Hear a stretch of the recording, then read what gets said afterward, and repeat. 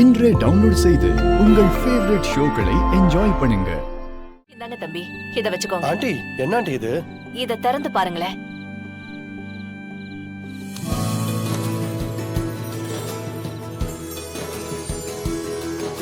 Ring. Aunty, இது எதுக்கு? தம்பி, உங்க நிச்சயத்துக்கு இது என்னோட பரிசா இருக்கட்டுமே. இசைக்குட்டி, மோதிரம் எப்படி இருக்குன்னு பாருங்க. அம்மா எனக்கு கிஃப்டா கொடுத்தாங்க. சூப்பர். Thanks aunty. இசை, என்ன பண்ற? இசை இசை இசை சூப்பர்க்கா. இசை, இப்படி எல்லாம் பண்ண கூடாது இசை, தப்பு. Sorry C P sir. பரவாயில்ல. மா, என்ன தமிழ் கழட்ட முடியலமா? தேனு, அத கழட்டி விடு. கலட்டுறமா. இருக்கா தமிழ்? சிபி தம்பிக்காக வாங்கினதுடி, பத்திரமா கழட்டுங்க. ஐயோ பரவாயில்ல ஆண்டி.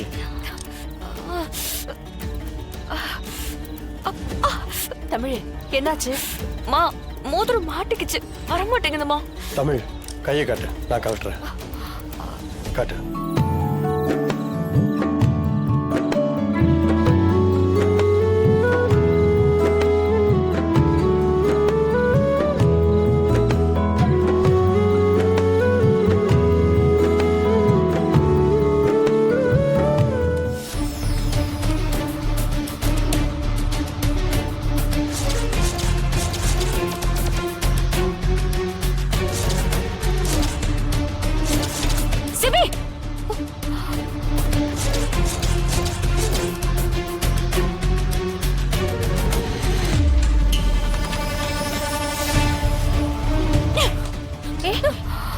என்ன பண்ற?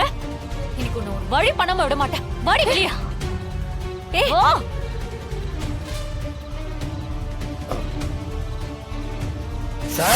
உங்க எல்லாருக்குமே ஒண்ணு சொல்லிக்கிறேன்.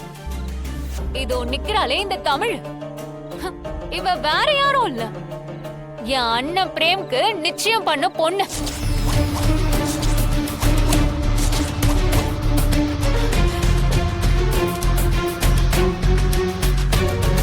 கல்யாண மேடை வரைக்கும் வந்த கல்யாணம் இவ குடும்பத்தோட கேவலமா செஞ்ச செயலாலையும் இவ நம்பிக்கை துரோகத்தினாலையும் அந்த கல்யாணம் நின்னு போச்சு.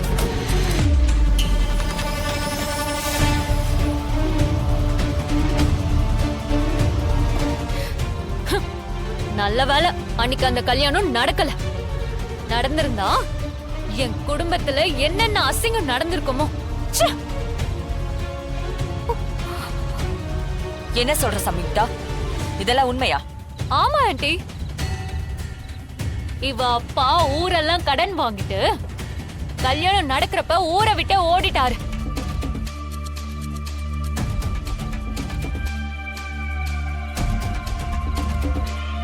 சும்மா இல்ல, அவ்வளோ பெரிய கடன். இவங்க எல்லாம் கல்யாணத்தை நிறுத்திட்டு அங்கிருந்து ஓடி வந்து எங்க தலைமறைவா வாழ்ந்துட்டு இருக்காங்க.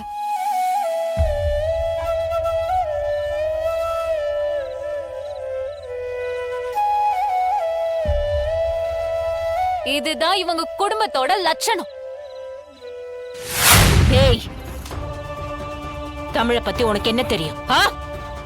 அவ குடும்பத்தை பத்தி உன் இஷ்டத்துக்கு பேசுற? தமிழ் ஒண்ணும் ஏழை இல்ல. அவங்க அப்பா அவங்கள மகாராணி மாதிரி வளர்த்திருக்காரு.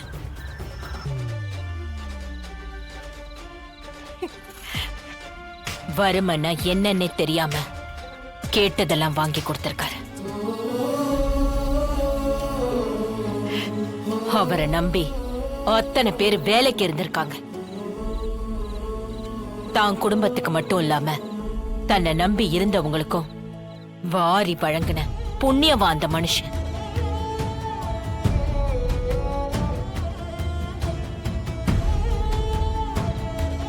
அவர் பண்ண ஒரே ஒரு தப்பு, எல்லா தகப்பனும் பண்ற மாதிரி தான் பொண்ணு கல்யாணத்தை சக்திக்கு மீறி நடத்தணும்னு நினைச்சதுதான்.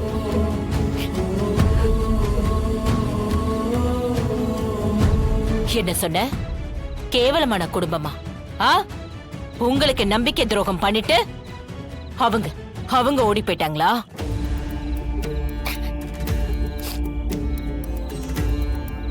சொந்தம்னா என்னன்னு தெரியுமா உனக்கு? உறவுனா என்னன்னு தெரியுமா உனக்கு? கஷ்டம் வரப்ப கூட நிக்கணும். எவ்வளவு பெரிய பிரச்சனை வந்தாலும் துணையா இருந்து சமாளிக்கணும்.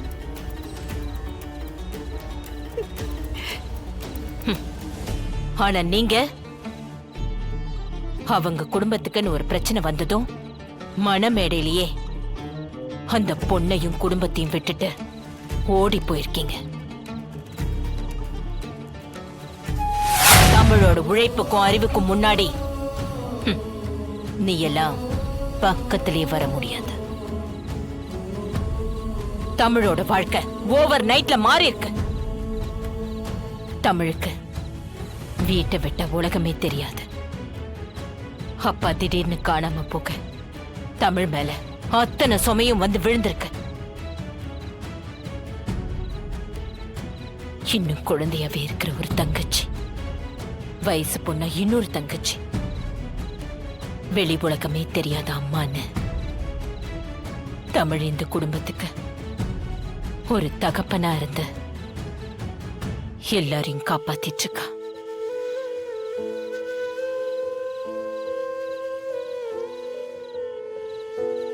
தன்னை சுத்தி 1000 பிரச்சனைகள் இருந்தோ தன்னோட உழைப்ப மட்டுமே நம்பி தமிழ் இந்த இடத்துக்கு வந்திருக்கா. ஏய், தமிழ பத்தி பேசுறதுக்கு உனக்கோ உன் குடும்பத்துக்கோ எந்த தகுதியும் இல்ல.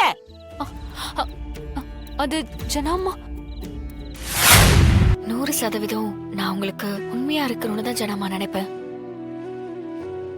இது வரைக்கும் நான் உங்ககிட்ட எதையும் மறைச்சதில்ல. நான் உங்க பேத்திங்கிற ஒரு உண்மையை தவிர அது தெரிஞ்சா நீங்க என்ன வெறுத்துருவீங்களோன்னு பயமா இருக்குமா? அப்படி இருக்கும்போது சம்யுக்தா விஷயத்த நான் உங்ககிட்ட சொல்லியிருக்கணும்ல. தமிழ், உன் நிலைமை எனக்கு புரியுது. நீ அதெல்லாம் சொல்லியிருந்தாலும் இங்க யாரும் அதை நம்பியிருக்க மாட்டாங்க. அந்த சம்யுக்தா சிபியோட சேர்ந்துக்கிட்ட உன்னை கொஞ்ச நெஞ்ச பாடப்படுத்திருக்கா.